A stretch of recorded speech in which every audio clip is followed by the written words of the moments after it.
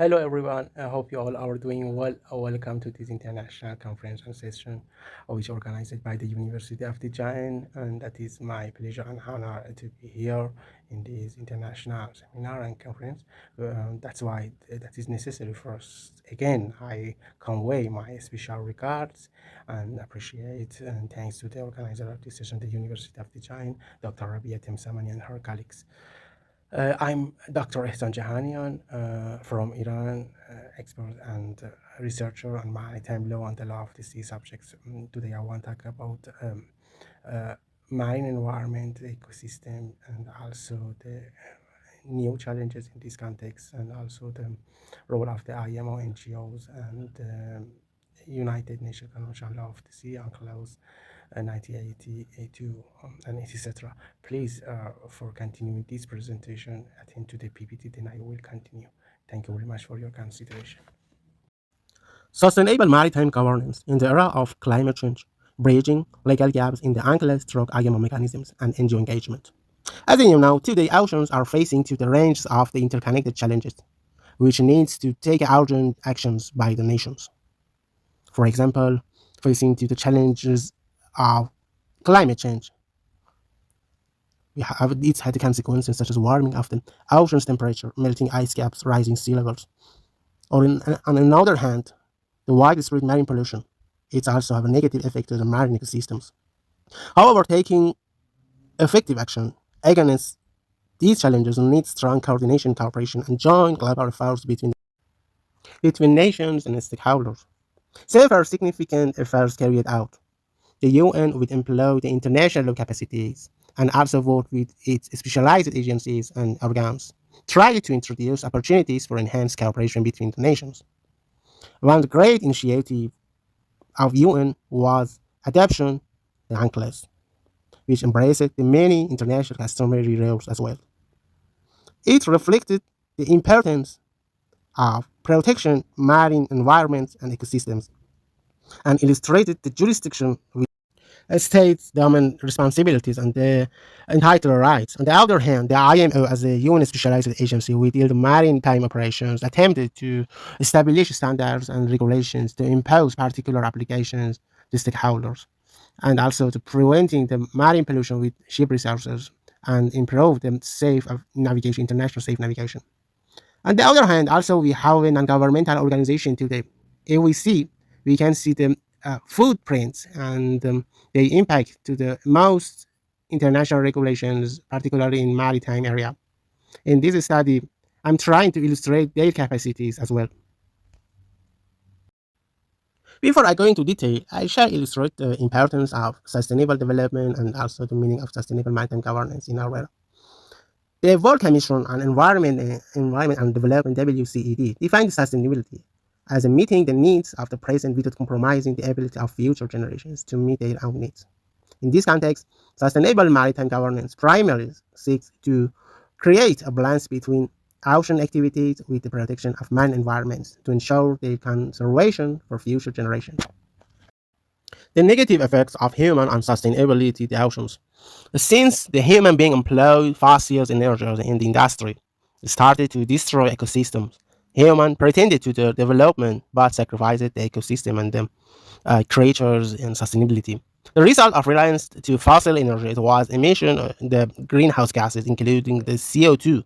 The oceans cover approximately 70% of the Earth's surface and serve as the largest carbon sink, and observing the excessive heat which generated by the greenhouse gases. Currently, oceans absorb 90% of the heat. Consequently, the temperature of ocean water rises. Then the melting of ice caps in polar and Greenland happens.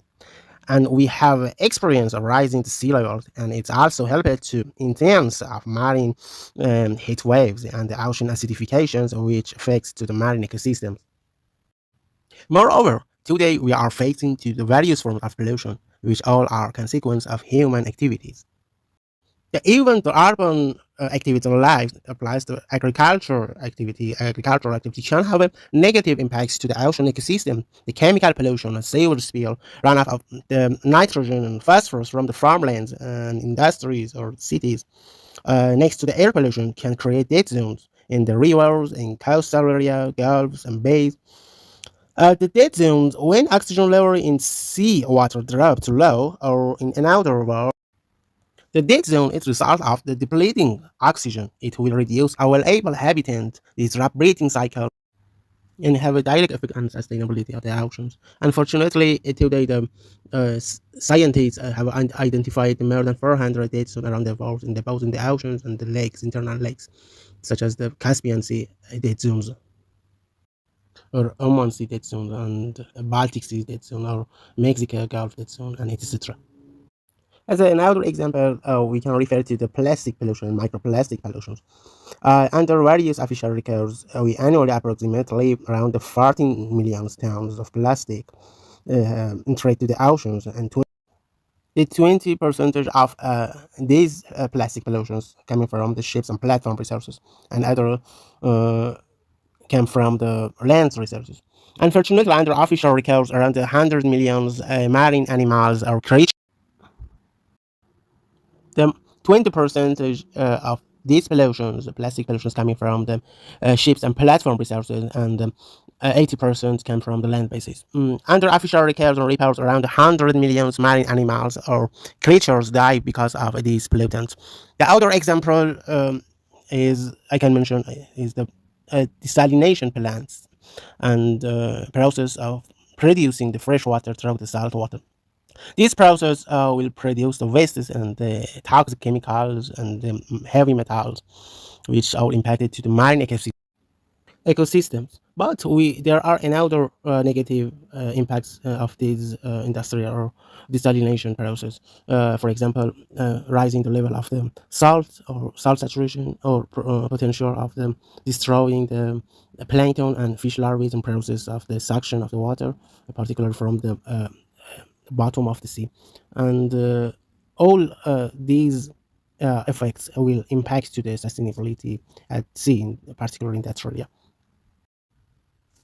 Another significant instance is process of exploration and exploitation minor resources, such as offshore platform activities, which will produce air pollution and also other harmful materials such as microplastics, and also spread of heavy metals, which they are very harmful and toxic, such as the mercury. Next to the other pollutants, will affect to the ecosystems and sustainability at sea.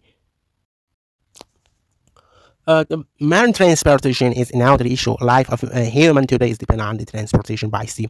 Today, more than 90% of the cargoes will transport by the ships and vessels. It contributes to pollution through spread of pollution through the various ways, such as the transfer of non-native and invasive species, and which may endanger special ecosystems and environment, and will impact sustainability at sea, particularly in the special zone or regional sea.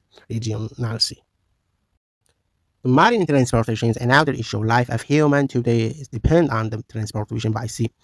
More than 90% of cargo will transfer by the vessels and ships. It contributes and spreads pollution throughout the various ways, such as the transfer non-native and invasive species, which may endanger special ecosystem or specific marine environment, and impact sustainability at sea. Or noise pollution. One cargo vessel can emit around 190 decibels of noise, four times, also the four times faster than the air and water will be spread and travel underwater. According to the experts and scientists, the noise pollution can interfere in the breeding cycles, and even causing the extinction of some species, also endangering the lives of mammals at sea. The air pollution also is other concern.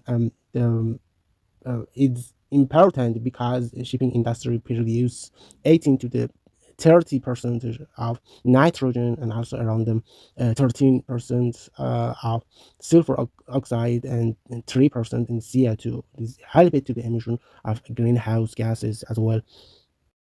Also can refer to the another pollution with spread with the vessel and ships is sewage discharge at sea, that will help the oxygen depletion particularly. Employ of the commercial fishing is another negative action of human. The fishing has been a part of human life for thousands of years, but now the methods for the industry is on level of the catching the fish with commercial methods can cause serious harm to the marine ecosystems. The overfishing disrupts the balance of marine life, and under the FAO reports, the more than one third of global fisheries are overfishing, and so directly will affect to the um, sustainability at sea, and will endanger the many species at sea. Besides of these negative effects, which coming from the human being actions, you shall also add the wars and military exercise and actions. These actions also have very bad effects to the ecosystems, particularly when they using the nuke weapons or the hydrogen tested in the environment, particularly. The IMO, or International Maritime Organization, a pioneer in the protection of the marine environment. Actually, before IMO started its work officially in the 1959, the UK, because of rising new challenge-related oil pollution with ship researchers, held one international conference and helped to enact one international convention in 1954. International Convention for the Prevention of Pollution of the Sea by Oil, 1954, was first multilateral treaty aimed to protecting the marine environment from oil pollution resulted by the ships. And after IMO started its work, it's also three times revised by the IMO. In 1962, 1969, and 1971. And then these conventions are succeeded by the Marpol Convention in 1973, which IMO enacted one comprehensive convention. Anyway, since its inception, the IMO has played a vital role in tackling against of marine pollution with ship resources. Throughout the years, it has enacted a wide range of initiatives aimed to preventing and managing pollution with ship resources. The IMO, at least now, has created 51 treaty instruments for global shipping, with 21 of them focusing especially on the marine environment issue. The IMO would work with its committees, particularly Maritime Safety Committee and the Marine Environment Protection Committee, particularly is actively engaged in addressing marine environment issue and attempted to improvement of safety and standards at sea. The IMO continues to review the incident and standard to protect the marine environment, and through the Marpol Convention 1973, the International Convention for the Prevention of Pollution from Ships, the enacts 6 chapters and impose obligations for preventing pollution through various resources such as chemical and other harmful substances in the form of solid or liquid, and garbage, sewage, air pollution, and as necessary also the add new amendments to these annexes. For example, now with rising new challenge or emerging of new challenges such as air pollution and the need to reduce uh, the CO2 and other greenhouse gases, particularly which emitted by the ships resource, try to add one new amendment to Annex 6 of MARPOL as a net zero emissions initiative, which help adopt or enact by the October 2026. Through this initiative, the IM help at least reduce 85% of total CO2 emission from the international vessels. In another initiative, for example, in 2025 April, they approved the draft of 2025 action plan to address marine plastic litter from ships. These plans aim to prevent plastic ships by implementing a series of measures by 23, which will include short-term, mid-term, and long-term actions against plastic pollution, which emitted by the ships researchers in this context. This dedicated international maritime agency is committed to using all available legal means and technical resources to create a robust framework that enhances safety, establishes the rigorous standards, and protects the marine environment. And we can see that this organization was succeed and at least attempt to increase the standards related to the safety at sea. United Nations Environment Program (UNEP) and attempt to create global cooperation on environmental issues and also the marine environment. For first time in 1972, the states gathered together under UN initiative for discuss our the environmental challenges such as the marine environment, marine pollution, resource protection, and environmental change. Shortly after establishment of UNEP, the under UNEP program, the regional C program also enacted in 1974 to address marine environment issues and challenges, particularly in regional seas and coasts. This initiative aimed to implement coordinated cooperation and taking particular regional actions to protect the shared interests and marine environment in the regional seas. The initiative emphasizes actions and bring together all stakeholders and even use the facilities from the NGOs and also use the opinion of scientists and academic staffs. So far, at least we have 18 regional seed organizations under these initiatives, and at least 146 nations are involved in these regional organizations and initiatives.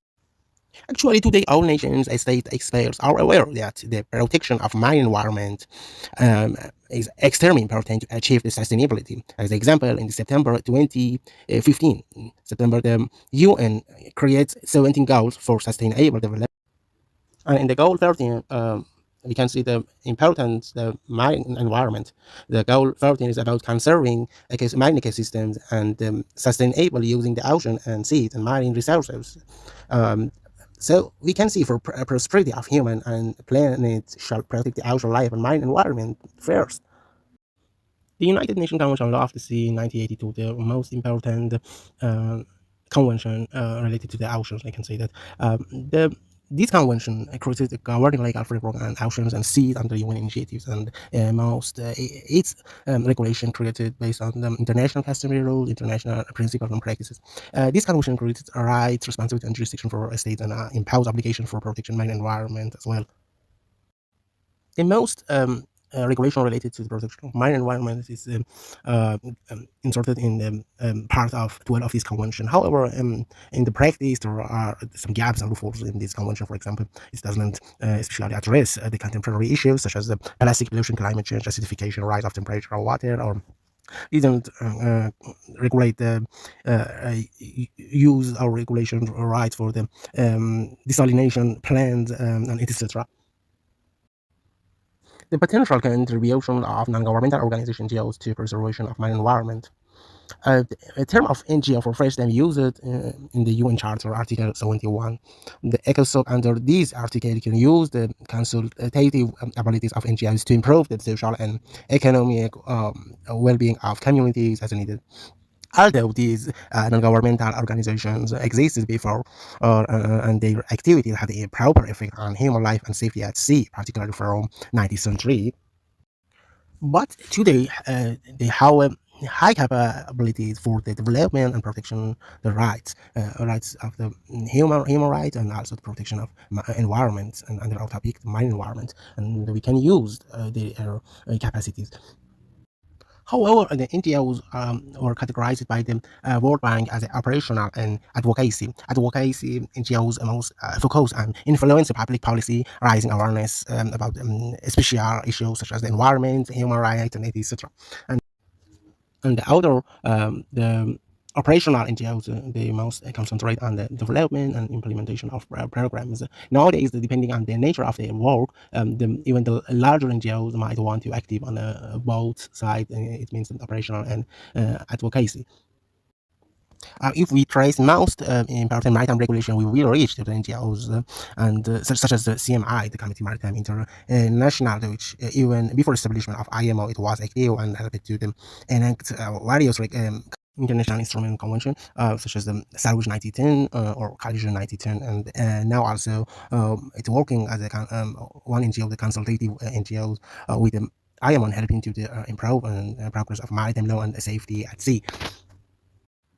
So there are various the capability of potential for non-governmental organization. They can help to the protection of marine environment. For example, advocacy and policy influence. The NGOs can advocate for sustainable maritime policy, lobbying with government and international organization industries, and focus to the development of regulation. For instance, the Australian Marine Conservation Society was actively advocating for the specific protection for the coral reefs a long time before the Australian government took action. And Ocean Conservancy provide testimony to the Congress on the effects of climate change on marine ecosystem, or with proper research and scientific expertise, they can monitor marine ecosystem and conduct independent scientific research, providing crucial information on pollution, biodiversity, and impact of the climate change, and also raise awareness of the communities. Monitoring, watchdogging, and action in their role as a watchdog, the NGOs monitor and industries to ensure they are accountable for the marine conservation agreements and related international standards. They follow the standard. They can report any violations and may directly intervene to prevent illegal activities or environmental damage. Today, they have a social media. They can use all available means. Community engagement and education and training also is important. Since the public frequency trust of the people most trusted to NGOs or the non-governmental parties. Also, they can help to improve the training and education systems, particularly in less developed or developing communities, and can use their operational abilities as well. As we can see today, they are active in marine search and rescue operations, such as Royal National Lifeboat Institution in the UK. And also, some of them are active in protection of marine ecosystems, such as the ocean cleanup, Greenpeace International, the Ocean Conservancy, and etc. So we can use the NGOs for protection, improve awareness, and development codification, rules and research, lobby, and etc. They have various capabilities, and we can employ all of that. Lack of attention of human will direct impact to his life as well. It can cause of compulsory displacement and migration of people, impact to the industries, and create the economic crises, and also destroy the ecosystem, marine ecosystem, causing the extinction of marine creatures and harm to food chains, and etc. Less opportunity is just cooperation. We shall use our capabilities and work together. Otherwise, we will confront with them destruction rather than the development and progress. So we shall remind that the sustainable development, sustainable maritime governance today is extremely important. Otherwise, we will be punished with the consequences of the non-proper use and negative actions of human against our environment. Thank you very much for your attention. Again, I shall convey my special regards to organizer of this session, University of Jain, and Dr. Rabiat Samani. Thank you very much.